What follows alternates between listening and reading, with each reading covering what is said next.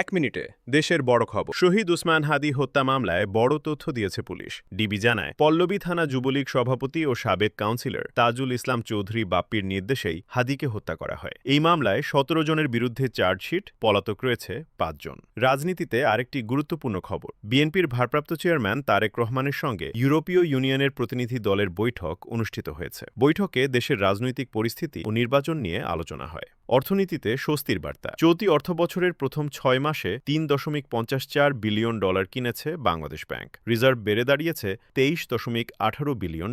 নির্বাচনী মাঠে বিতর্ক। সিলেট-১ আসনে এনসিপি প্রার্থী এহতেশামুল হক তার মনোনয়ন বাতিলকে বৈষম্য বলে অভিযোগ করেছেন। তবে নির্বাচন প্রশাসন বলছে সিদ্ধান্ত হয়েছে আইনি প্রক্রিয়ায়। আন্তর্জাতিক অঙ্গনে বড় আপডেট। বাংলাদেশ ও পাকিস্তানের বিমানবাহিনী প্রধানদের বৈঠকে JF-১৭ থান্ডার যুদ্ধবিমান কেনার সম্ভাবনা নিয়ে আলোচনা হয়েছে। এমন দ্রুত ও নির্ভরযোগ্য খবর পেতে সাবস্ক্রাইব করুন জনতার খবর।